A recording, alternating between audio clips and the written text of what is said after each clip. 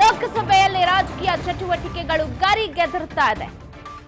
BJP ಸಂಭಾವ್ಯ ಅಭ್ಯರ್ಥಿಗಳ ಪಟ್ಟಿ, ಅದು ಕರ್ನಾಟಕದ ಸಂಭಾವ್ಯ ಅಭ್ಯರ್ಥಿಗಳ ಪಟ್ಟಿ ರೆಡಿಯಾಗಿದೆ. ದೆಹಲಿಯಲ್ಲಿ ಈಗಾಗಲೇ ಬಿಎಸ್ವೈ ವಿಜಯೇಂದ್ರ ಚರ್ಚೆಯನ್ನ ಮಾಡಿದ್ರು. ಇನ್ನು ನಾಳೆ ಅಂದ್ರೆ ಇವತ್ತು ಸಂಜೆ ದೆಹಲಿಗೆ ಭೇಟಿ ಕೊಡಬಹುದು. ಎಚ್.ಡಿ. ಕುಮಾರಸ್ವಾಮಿ ಅವರು ನಾಳೆ ದೆಹಲಿಯಲ್ಲಿ ಇರ್ತಾರೆ ಅಥವಾ ನಾಳೆ ಹೋಗಬಹುದು. ಶಿವರಾತ್ರಿ ಬಳಿಕ ಮೈತ್ರಿ ನಾಯಕರಿಂದ ಸೀಟ್ ಹಂಚಿಕೆ, ಶಿವರಾತ್ರಿ ಬಳಿಕ ಸೀಟ್ ಹಂಚಿಕೆಯಾಗುತ್ತೆ. ಸಂಭಾವ್ಯರ ಒಂದು ಪಟ್ಟಿ ಅಂತೂ ಫೈನಲ್ ಆಗಿದೆ ಅನ್ನುವಂತಹ ಮಾಹಿತಿ ಸಿಗ್ತಾ ಇದೆ. ಸರಿಸುಮಾರು 25 ಕ್ಷೇತ್ರಗಳ ಸಂಭಾವ್ಯ ಅಭ್ಯರ್ಥಿಗಳ ಪಟ್ಟಿ ಈಗಾಗಲೇ ತಯಾರಾಗಿದೆ. ಅಧಿಕೃತ ಘೋಷಣೆಯೊಂದು ಬಾಕಿ ಇದೆ. ಅದರಲ್ಲೂ ಕೂಡ ಒಂದೊಂದು ಕ್ಷೇತ್ರಗಳಿಗೆ ಇಬ್ಬರಿಬ್ಬರು ಹೆಸರನ್ನ ಹಾಕಿದ್ದಾರೆ. ಅದರಲ್ಲಿ ಹೈಕಮಾಂಡ್ ಯಾರನ್ನ ಫೈನಲ್ ಮಾಡ್ತಾರೆ, ಯಾರೊಬ್ಬರ ಹೆಸರನ್ನ ಘೋಷಣೆ ಮಾಡ್ತಾರೆ, ಅದರ ಮೇಲೆ ನಿಂತಿದೆ ಸೋಲು ಗೆಲುವಿನ ಲೆಕ್ಕಾಚಾರ. ರಾಜ್ಯ ಬಿಜೆಪಿಯಿಂದ ಸಿದ್ಧವಾಯಿತು ಸಂಭಾವ್ಯ ಅಭ್ಯರ್ಥಿಗಳ ಪಟ್ಟಿ. 25 ಕ್ಷೇತ್ರಗಳ ಸಂಭಾವ್ಯ ಅಭ್ಯರ್ಥಿಗಳ ಪಟ್ಟಿ ಸಿದ್ಧವಾಗಿದೆ. ಕೆಲವು ಕ್ಷೇತ್ರಗಳಲ್ಲಿ ಅಭ್ಯರ್ಥಿಗಳು ಬಹುತೇಕ ಫೈನಲ್, ಕೆಲವೊಂದು ಕಡೆಗೆ ಕನ್ಫ್ಯೂಷನ್ಸ್ ಇದೆ. ಅಲ್ಲಿ ಇಬ್ಬರಿಬ್ಬರು ಹೆಸರುಗಳನ್ನ ಸೂಚಿಸಿದ್ದಾರೆ. 3 ಕ್ಷೇತ್ರಗಳಲ್ಲಿ ಮೈತ್ರಿ ಜೆಡಿಎಸ್ ಸ್ಪರ್ಧೆ ಮಾಡುತ್ತೆ. ಕೋಲಾರ, ಚಿಕ್ಕಬಳ್ಳಾಪುರ, ಹಾಸನ ಯಾವುದು ಅಂತ ಇತ್ತು. ಈಗ ಮಂಡ್ಯ, ಕೋಲಾರ, ಹಾಸನ 3 ಬಿಟ್ಕೊಟ್ಟಿದ್ದಾರೆ ಮೈತ್ರಿಗೆ ಅನ್ನುವಂತಹ ಮಾಹಿತಿ ಇದೆ. ಒಟ್ಟಾರೆ 25 ಕ್ಷೇತ್ರಗಳ ಸಂಭಾವ್ಯ ಅಭ್ಯರ್ಥಿಗಳ ಪಟ್ಟಿ ಕೊನೆಗೂ ಫೈನಲ್ ಮಾಡಿದ್ದಾರೆ. ಒಂದಷ್ಟು ಕಡೆಗಳಲ್ಲಿ ಇಬ್ಬರಿಬ್ಬರ ಹೆಸರಿದೆ. ಅದರಲ್ಲಿ ಯಾರು ಅನ್ನೋದನ್ನ ನೋಡಬೇಕು. ಇನ್ನು ಉಳಿದಂತೆ 3 ಕ್ಷೇತ್ರಗಳನ್ನ ಜೆಡಿಎಸ್ಗೆ ಬಿಟ್ಕೊಟ್ಟಿದ್ದಾರೆ. 6, 7, 8 ಅಂತ ಇದ್ರು. ಕೊನೆಗೆ 3 ಕ್ಷೇತ್ರಗಳು ಯಡಿಯೂರಪ್ಪನವರು 3ಕ್ಕಿಂತ ಹೆಚ್ಚು ಬಿಟ್ಕೊಡಕ್ ಸಾಧ್ಯನೇ ಇಲ್ಲ ಅಂತ ಹೇಳ್ತಾ ಇದ್ರು. ಯಾಕಂದ್ರೆ ಇದು ವಿಜಯೇಂದ್ರ ಅವರ ಸೋಲು ಗೆಲುವಿನ ಲೆಕ್ಕಾಚಾರ ಆಗಿರೋದ್ರಿಂದ, ಪುತ್ರನ ರಾಜಕೀಯ ಭವಿಷ್ಯ ಕೂಡ ಇರೋದ್ರಿಂದ ತುಂಬಾ ಜನ ವೆಯ್ಟ್ ಮಾಡ್ತಾ ಇದ್ದಾರೆ ಫೇಲ್ಯೂರ್ ಆಗಬೇಕು ಅಂತ.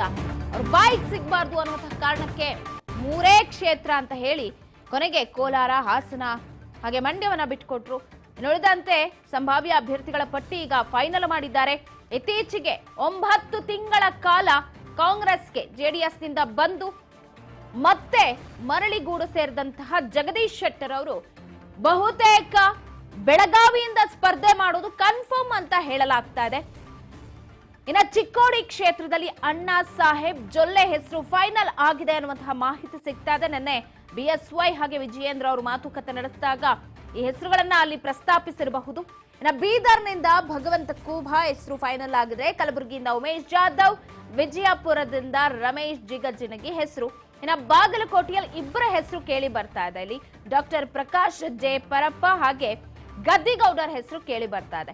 ಅಂದ್ರೆ ಇಬ್ಬರಲ್ಲಿ ಯಾರಾದ್ರೂ ಒಬ್ಬರ ಹೆಸರು ಫೈನಲ್ ಆಗಬಹುದು ಅಂತ. ಇಲ್ಲಿ ಪೈಪೋಟಿ ಹೆಚ್ಚಾಗೇ ಇರೋದ್ರಿಂದ ಇಬ್ಬರ ಹೆಸರನ್ನ ಇಲ್ಲಿ ಫೈನಲ್ ಮಾಡಿದ್ದಾರೆ. ಇನ್ನೊಂದು ಬಿಜೆಪಿಯಲ್ಲಿ ನೀವು ಮತ್ತೊಂದು ಗಮನಿಸಬೇಕು, ಸದ್ಯದ ಮಟ್ಟಿಗೆ ಮನೆಯೊಂದು ನಾನಾ ಬಾಗಿಲು ಆಗಿತ್ತು. ಯಾಕಂದ್ರೆ ಇಲ್ಲಿ ಯಡಿಯೂರಪ್ಪನವರ ಆಪ್ತರಾಗಿರಬಹುದು ಅಥವಾ BL ಸಂತೋಷ್ ಅವರ ಆಪ್ತ ಅಂತ ಅಥವಾ ಹೈಕಮಾಂಡ್ ಸೂಚಿಸಿದಂತಹ ಅಭ್ಯರ್ಥಿ, ಈ ರೀತಿ ನಾನಾ ಕನ್ಫ್ಯೂಷನ್ಸ್ ನಡುವೆ ತಯಾರಾಗಿರುವಂತಹ ಪಟ್ಟಿ ಇದು. ರಾಯಚೂರಿನಿಂದ ರಾಜ ಅಮರೇಶ್ವರ್ ನಾಯಕ್ ಅಥವಾ BV ನಾಯಕ್ ಹೆಸರು ಕೇಳಿ ಬರ್ತಾ ಇದ್ರೆ, ಕೊಪ್ಪಳದಿಂದ ಸಂಗಣ್ಣ ಕರಡಿ ಹಾಗೆ ಡಾಕ್ಟರ್ ಬಸವರಾಜ್ ಕ್ಯಾವಟರ್ ಹೆಸರು ಕೇಳಿ ಬರ್ತದೆ. ಇಬ್ಬರಲ್ಲಿ ಒಬ್ಬರ ಹೆಸರಂತೂ ಫೈನಲ್ ಆಗುತ್ತೆ ಅಂತ ಹೇಳಲಾಗ್ತದ್ದು. ಧಾರವಾಡದಿಂದ ಪ್ರಹ್ಲಾದ್ ಜೋಶಿ, ಹಾವೇರಿಯಿಂದ BC ಪಾಟೀಲ್ ಅಥವಾ KE ಕಾಂತೇಶ್, ಬಳ್ಳಾರಿಯಿಂದ B ಶ್ರೀರಾಮುಲು ಹೆಸರು ಕೇಳಿ ಬರ್ತಿದ್ರೆ, ದಕ್ಷಿಣ ಕನ್ನಡದಿಂದ ನಳಿನ್ ಕುಮಾರ್ ಕಟೀಲ್ ಅಥವಾ ನಿರ್ಮಲಾ ಸೀತಾರಾಮನ್ ಅವರ ಹೆಸರು ಕೇಳಿ ಬರ್ತಾ ಇದೆ. ಇನ್ನು ಉತ್ತರ ಕನ್ನಡದಿಂದ ಅನಂತಕುಮಾರ್ ಹೆಗ್ಡೆ, ವಿಶ್ವೇಶ್ವರ ಹೆಗಡೆ ಕಾಗೇರಿ ಇಬ್ಬರ ಹೆಸರು ಕೇಳಿ ಬರ್ತಿರೋದು. ಜಿದ್ದಿನ ಕಣ ಅಂತೂ ಹೌದಿದು. ಇನ್ನು ಉಡುಪಿ ಚಿಕ್ಕಮಗಳೂರಿಗೆ ಶೋಭಾ ಕರಂದ್ಲಾಜೆ ಈ ಬಾರಿ ಕೂಡ ಕನ್ಫರ್ಮ್ ಅಂತ ಇದೆ. ಇನ್ನು ಶಿವಮೊಗ್ಗದಿಂದ ಈ ಹೆಸರು ಕೂಡ ಕನ್ಫರ್ಮ್ BY ವಿಜಯೇಂದ್ರ ಅವರು. ಚಿತ್ರದುರ್ಗದಿಂದ ರಘುಚಂದ್ರಪ್ಪನ ಅಥವಾ ಎನ್ ನಾರಾಯಣ ಸ್ವಾಮಿ ಅವರ ಅನ್ನೋದು ಕನ್ಫ್ಯೂಷನ್ಸ್ ಇದೆ. ಇನ್ನು ದಾವಣಗೆರೆಯಿಂದ ಇವರು ಕೂಡ ಕನ್ಫರ್ಮ್ ಸಿದ್ದೇಶ್ವರ್ ಅವರು. ಇನ್ನು ತುಮಕೂರಿನಿಂದ V ಸೋಮಣ್ಣನ್ ಅವರ ಹೆಸರು ಕೇಳಿ ಬರ್ತಾ ಇದೆ. ಇನ್ ಕೇಸ್ ಅವ್ರು ಕೊಟ್ಟಿಲ್ಲ ಅಂತಂದ್ರೆ ಬೇರೆನೆ ಟರ್ನ್ ತಗೋತಾರೆ. ಬಟ್ ಅದೇ ಕ್ಷೇತ್ರಕ್ಕೆ ಮತ್ತಷ್ಟು ಪೈಪೋಟಿ ಇದೆ. ನೋಡೋಣ ಇವ್ರಗ ಅಂತ ಆದ್ರೆ ಇವರ ಹೆಸರೇ ಫೈನಲ್ ಅಂತ ಹೇಳಲಾಗ್ತಾ ಇದ್ದು.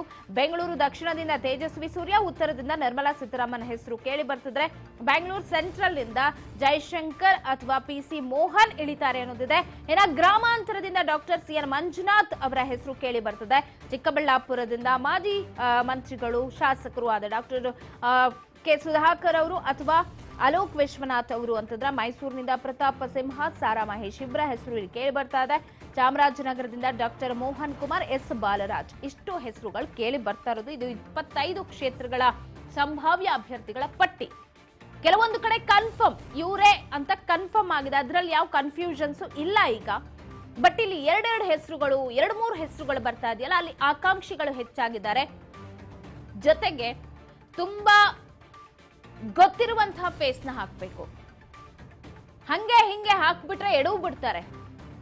ಆಗಬಾರ್ದು ಅದು ಕೊನೆ ಕ್ಷಣದಲ್ಲಿ.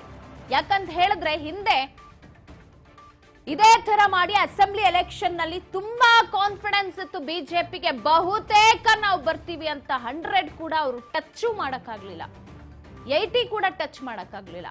ಅಂತಹ ಪರಿಸ್ಥಿತಿ ಬಂದಿತ್ತು. ಈಗಲೂ ಏನಾದ್ರೂ ಅದೇ ಮಾಡ್ಬಿಟ್ರೆ, ಹೊಸ ಮುಖಗಳನ್ನು ತಂದು ಇಳಿಸ್ಬಿಟ್ರೆ ಅದು ಕರ್ನಾಟಕದಲ್ಲಿ